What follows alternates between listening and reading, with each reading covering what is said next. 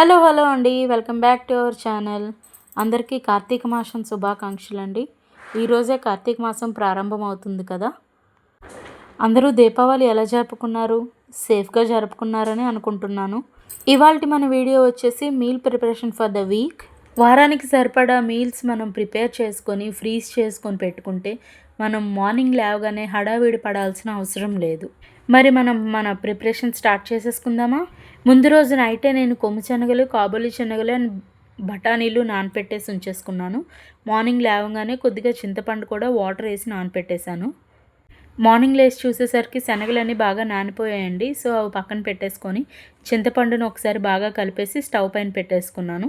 Meanwhile ఇంకో pan పెట్టేసుకొని stove మీద కొద్దిగా ఆయిల్ వేసి టమాటా ప్యూరీ చేసుకోవడానికి టమాటా ముక్కలన్నీ కట్ చేసి వేసేసుకున్నాను.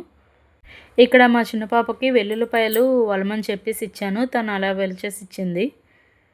వెల్లుల్లిపాయలు వలిచేటప్పుడే ఇలా పెద్ద పాయలన్నీ కూడా తీసి పక్కన పెట్టుకున్నాను పీల్ చేసేద్దామని. చిన్న పాయలన్నీ కూడా నేను మిక్సీలో వేసేసుకుంటున్నాను అల్లం వెల్లుల్లి పేస్ట్ కోసం. అండ్ మీడియంగా ఉన్నవన్నీ కూడా పోపు కోసం అని పక్కన పెట్టేసుకున్నాను. మనం పప్పు తాలింపుకైనా లేదు చారు తాలింపు పెట్టుకోవడానికైనా వెల్లుల్లిపాయ చిదగొట్టు వేసేవే బాగుంటాయి కదా. సో అవి సైడ్కి పెట్టుకున్నాను కొన్ని తీసి. ఇక్కడ అల్లం వెల్లుల్లి పేస్ట్ అయితే రెడీ అవుతుందండి. బాగా మెత్తగా గ్రైండ్ చేసుకున్నాను. చూడండి పేస్ట్ అయితే ఇలా రెడీ అయింది. ఇలా రెడీ అయిన పేస్ట్ని కొద్దిగా ఉప్పు కలుపుకొని ఒక కంటైనర్లోకి తీసి పక్కన పెట్టేసుకున్నాను. ఇలా స్టోర్ చేసుకున్న అల్లం వెల్లుల్లి పేస్ట్ పాడవకుండా ఒక నెల రోజులైనా ఉండాలి అంటే మనం ఇందులో కొద్దిగా ఉప్పు కలిపేసి పెట్టుకుంటే సరిపోతుంది. సో నేను మిక్సీ వేసేటప్పుడు వేయలేదు, వాటర్ అయిపోతుందని. ఇప్పుడు ఇందులో కొద్దిగా సాల్ట్ వేసేసి ఒకసారి పైనుండి కలిపేసుకొని పక్కన పెట్టేసుకున్నాను. ఈ అల్లం అయితే నేను ముందు రోజే తొక్క తీసి చిన్న ముక్కలుగా కట్ చేసి పెట్టేసుకున్నానండి, వర్క్ తొందరగా ఫినిష్ అవుతుందని. సో అదే మిక్సీ జార్ని కడిగేసి అల్లం అండ్ ఉసిరికాయ ముక్కలను కూడా వేసేసి మెత్తగా గ్రైండ్ చేసేసుకుంటున్నాను. ఈ అల్లం ఉసిరి పేస్ట్ ఎందుకంటే నేను ఎర్లీ మార్నింగ్ లేవగానే వాటర్లో ఒక క్యూబ్ వేసేసి తాగుతాను. సో దీన్ని మనం మెత్తగా గ్రైండ్ చేసేసుకొని మన ఐస్ క్యూబ్స్ ట్రేస్ ఉంటాయి కదా, ఆ ట్రేస్లో పెట్టేసుకుంటే సరిపోతుంది. సో ఇక్కడ మనకి ఈ పేస్ట్ కూడా రెడీ అయిపోతుంది. ఐస్ క్యూబ్ ట్రేస్ మనం కడిగేసి క్లాత్ పెట్టి తుడిచేసుకొని రెడీ చేసేసుకుందాం. నేను ఈ క్యూబ్స్ డీమార్ట్లో తీసుకున్నానండి. విత్ లిడ్ వచ్చింది. సో మనకి ఫ్రీజర్లోని స్టోర్ చేసుకోవడానికి, మూత పెట్టుకొని స్టోర్ చేసుకోవడానికి బాగా యూజ్ అవుతుంది. సో ఈ పేస్ట్ అంతా అయిపోయింది కదా. ఈ పేస్ట్ని నేను క్యూబ్స్లోని ఫిల్ చేసేసుకుంటున్నాను. ఇలాగ నా దగ్గర 4 ట్రేస్ ఉన్నాయి. ఆ 4 ట్రేస్లో ఫిల్ చేసేసుకొని పక్కన పెట్టేసుకున్నాను. ఇంకా కొద్దిగా పేస్ట్ మిగిలింది, అది చిన్న స్టీల్ డబ్బాలో పెట్టేసుకున్నాను.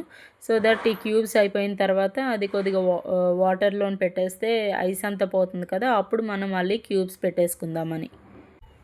ఈలోపు మన టమాటాలు కూడా బాగా మగ్గిపోతున్నట్టున్నాయి. ఒకసారి కలిపేసి సిమ్లో పెట్టుకున్నాం దీన్ని, ఒకసారి కలిపేసుకుందాము. సో టమాటా ప్యూరీ కూడా రెడీ అయిపోతుంది. చూడండి ఇంకా కొద్దిగా వాటర్ ఉంది కదా, ఈ వాటర్ అంతా కూడా ఇంకినంత వరకు ఇంకా కొంతసేపు ఉంచుదాం. ఈలోపు స్వీట్ పొటాటో స్ట్రీమ్ పెట్టడం కోసం అని రెడీ చేసుకుంటున్నాను. ఇవి 2-3 సార్లు బాగా కడిగేసి చిన్న ముక్కలుగా కట్ చేసి స్ట్రీమ్ పెట్టేసుకుంటున్నాను. ఈ స్ట్రీమ్ పెట్టిన పొటాటోస్ని పీల్ ఆఫ్ చేసేసి మనం ఫ్రిడ్జ్లో స్టోర్ చేసుకుంటే మనం ఏదైనా కర్రీలోకి సడన్గా వేసుకోవాలనుకున్నా కూడా యూస్ చేసుకోవచ్చు. ఈలోపు మన టమాటో ప్యూరీ కూడా దగ్గర పడింది. స్టవ్ ఆఫ్ చేసి పక్కన పెట్టుకున్నాను. చల్లారాక మిక్సీ వేసుకుందాం. నెక్స్ట్ ఈ పొటాటోస్ కూడా ఒక 15 మినిట్స్ తర్వాత బాగా స్ట్రీమ్ అయిపోయాయి, అంటే ఉడికిపోయాయి. చిన్న ఫోర్క్తో కానీ చాక్తో కానీ అలా చూస్తే అవి స్ట్రీమ్ అయ్యేలేవో తెలుస్తుంది. ఈ స్ట్రీమ్ అయిపోయిన వాటిని చల్లారాక కొద్దిగా పీల్ చేసేసి ఒక బౌల్లో తీసేసుకుంటున్నాను.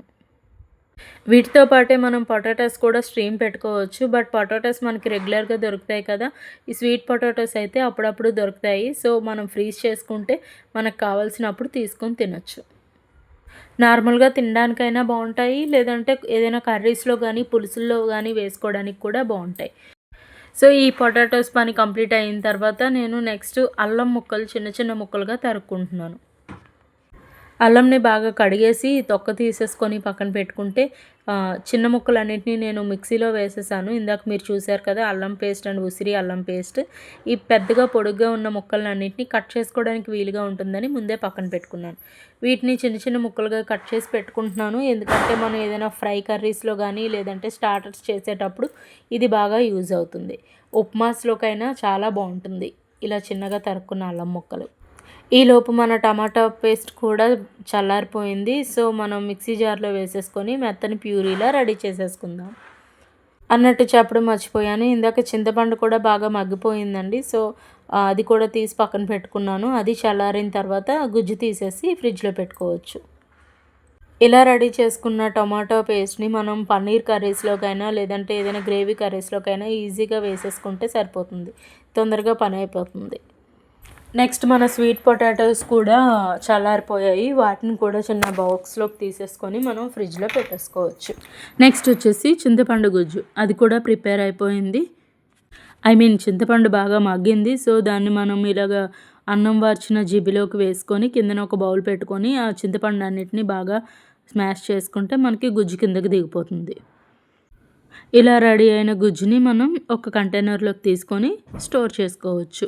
ఈ చింతపండు గుజ్జు రెడీగా పెట్టుకోవడం వల్ల మనం ఇన్స్టెంట్గా లంచ్ బాక్సెస్కి పులిహోర చేసుకునేటప్పుడు బాగా యూజ్ అవుతుంది. మిగిలిన చింతపండుని నేను కొద్దిగా వాటర్ వేసి ఇంకా పులుపు తీసేసి ఒక డబ్బాలో స్టోర్ చేసుకున్నాను. 2-3 డేస్ వరకు అది ఏమవ్వదు. సో మనం పులుసులు గట్ట చేసుకునేటప్పుడు అది యూజ్ చేసేసుకోవచ్చు. నెక్స్ట్ వచ్చేసి వెల్లుల్లిపాయ గుడ్లు చేసి పెట్టుకుంటున్నాను.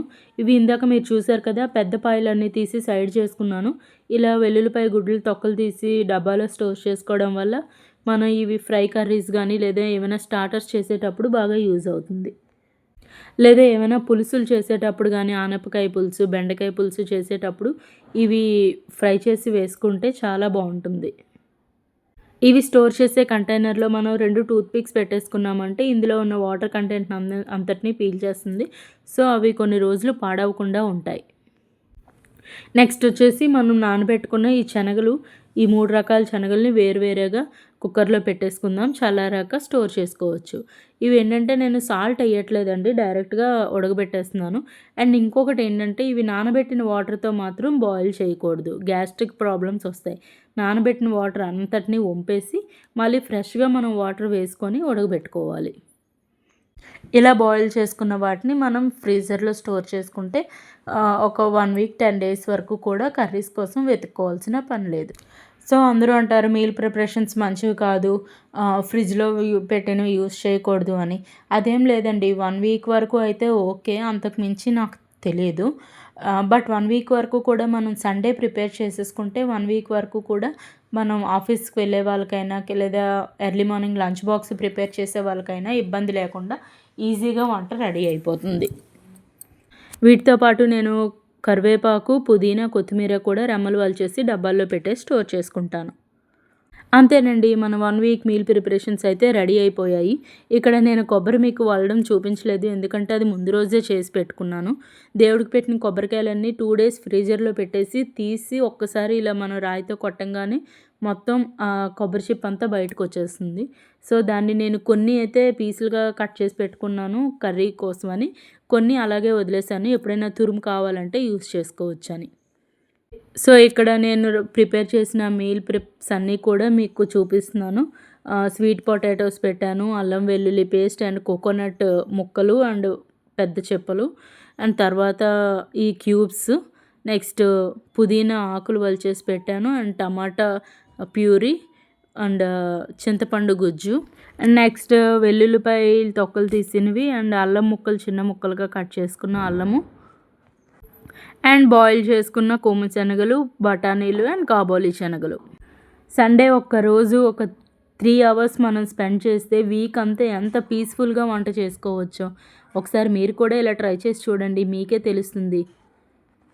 అండ్ వీటితో పాటు మనం paneer and frozen sweet corn and green peas కూడా పెట్టుకుంటే మనకి ఫ్రైడ్ రైస్లు చేసుకోవడానికైనా లేదా ఏమైనా స్ట్రీమ్ పెట్టుకోవడానికైనా కూడా ఈజీగా ఉంటుంది. ఇక్కడ నేను దానిమ్మ పిక్కలు కూడా వలిచేసి పెట్టుకున్నాను, పిల్లలకి స్నాక్స్ కోసం యూస్ చేయొచ్చని. అండ్ ఇవి నేను రేపు సలాడ్ చేసుకోవడం కోసమని కొన్ని పల్లీలు నానబెట్టుకొని పెట్టుకున్నాను. ఆల్రెడీ మీరు నా లంచ్ బాక్స్ రెసిపీస్ చూసే ఉంటారు. వాటన్నిటిలో కూడా నేను మ్యాక్సిమం ఫ్రూట్సే పెడతాను పిల్లలకి బ్రేక్కి. నేను ఇలాగ సండే కానీ లేదా నాకు ఫ్రీ టైంలో ఫ్రూట్స్ అన్నీ కూడా వలిచేసి ఫ్రిడ్జ్లో పెట్టేసుకుంటాను. ఇదండి ఇవాల్టి వీడియో. మీకు నచ్చినట్టయితే లైక్ చేసి షేర్ చేయండి మీ ఫ్రెండ్స్కి. వర్కింగ్ ఉమెన్స్కి అయితే బాగా యూజ్ అవుతుంది. అండ్ ఎర్లీ మార్నింగ్ 5-6 ఓ క్లాక్కి మనం లంచ్ బాక్సే ప్రిపేర్ చేయాలన్నా కూడా ఈ వీడియో చాలా యూజ్ అవుతుంది. ఇక్కడ నేను మార్నింగ్ హరీబరీగా రెడీ అవ్వకుండా పీస్ఫుల్గా వంట చేసుకోవడానికని ప్రిపేర్ చేసి పెట్టుకున్నాను. ఓన్లీ బఠానీలు, కాబోలి శనగలు, కొమ్ము శనగలు అండ్ ఐస్ క్యూబ్స్ ఇవే నేను ఫ్రీజర్లో పెట్టాను. అండ్ పీల్ చేసిన కొబ్బరి కూడా ముక్కలుగా తరుక్కున్నాను కదా, అవి కూడా ఫ్రీజర్లోనే పెట్టాను. మిగిలినవన్నీ కూడా నేను ఫ్రిడ్జ్లోనే స్టోర్ చేసుకున్నాను. ఎందుకంటే ఇవి నాకు 1 వీక్ కన్నా ఎక్కువ రావండి, తొందరగానే కంప్లీట్ అయిపోతాయి. మీరు కూడా ఒకసారి ట్రై చేయండి. వీక్ అంతా ఎంత పీస్ఫుల్గా ఉంటుందో. ఇంకో మంచి వీడియోతో మళ్ళీ కలుద్దాం. బాయ్.